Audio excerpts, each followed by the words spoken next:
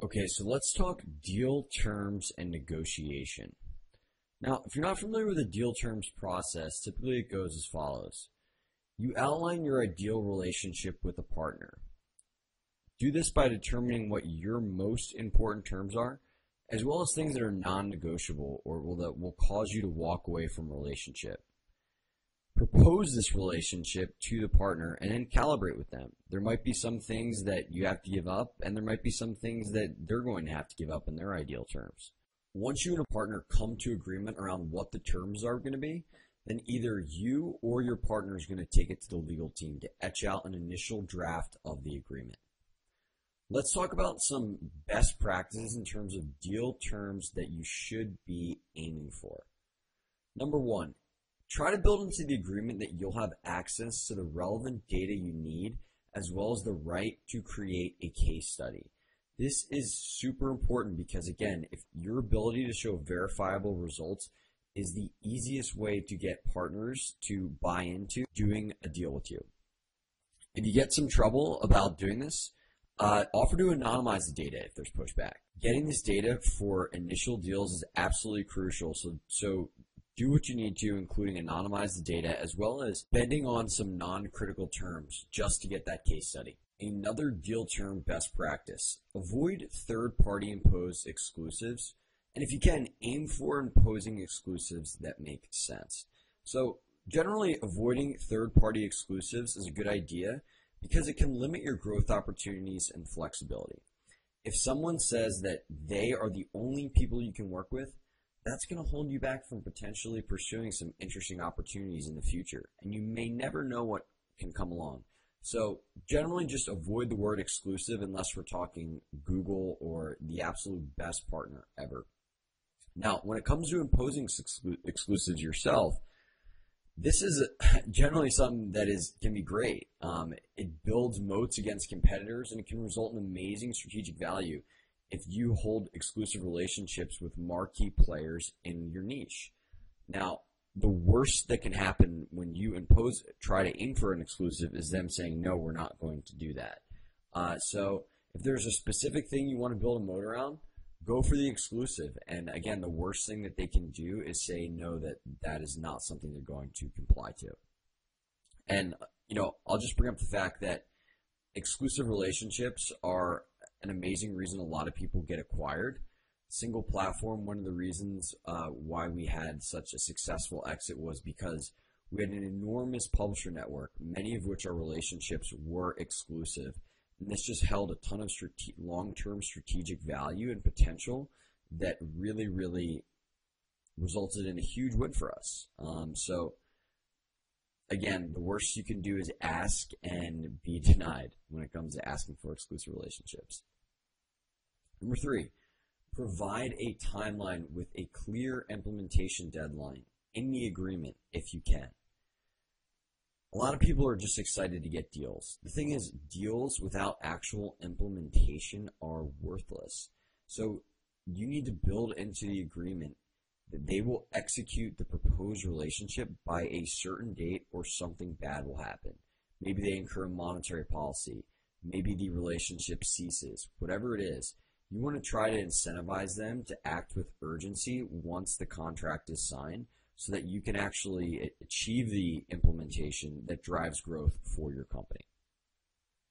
Let's talk about ways to get the terms you want. When it comes to negotiation and getting deal terms, it's really all about who has leverage and where that leverage exists.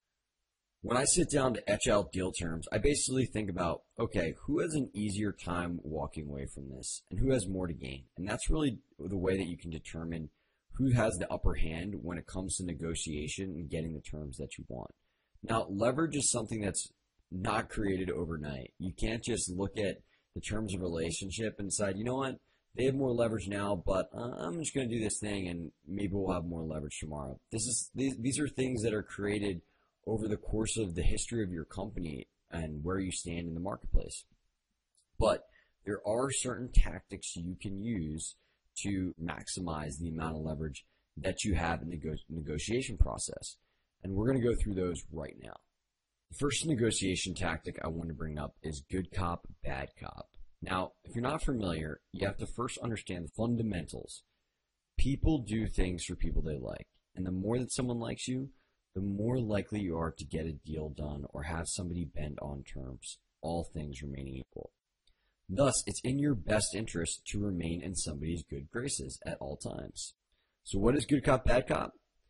Basically, when somebody asks for something that you can't do, you want to put the blame on somebody else. This could be another internal stakeholder, like somebody on your product team, a key executive, maybe your CEO, investors, parent company. Bottom line is you don't want the reason that you can't do something they want to be you. You want it to be somebody else because you want to remain in their good graces. So long as you are in their good graces, they're more likely to do things for you. So here's an example of good cop, bad cop situation. If somebody wanted to do an API integration with you or extend one that you couldn't do, but you wanted to maintain a strong relationship with that partner, you might say something like, hey, I'd love to make this integration happen, but my product team is really strict about our API. Unfortunately, they said we can't accommodate that. I'll be sure to let you know if anything changes. In this instance, the bad cop is your product team. They're the reason that you can't do this particular thing, and hopefully this just means sunshine and rainbows for your relationship, and that person has still incredibly positive feelings for you, even though you couldn't accommodate this request. Another negotiation tactic is the offer concession. And basically what this comes down to is that everyone wants to feel like they've gotten a good deal when you've settled on terms. So what this means is that you can propose a more aggressive offer than you'd settle for, building in the fact that there's going to be a concession to arrive at a comfortable place. And you do this by making your starting point much above where you'd actually be happy with. Again, building in the fact that there's going to be a concession.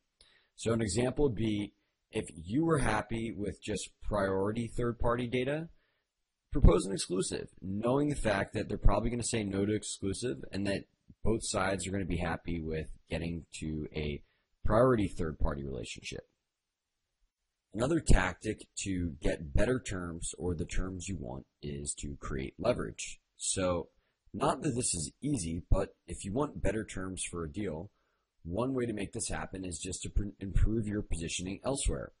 So you might do things like expand existing relationships with key partners and go back to somebody you're negotiating with.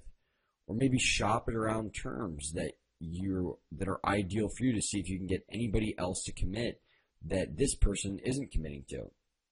These are just a few examples, but the bottom line is you can improve your positioning elsewhere and then go back to that party with greater leverage than you had before in the negotiation process. Number 4, provide an ultimatum.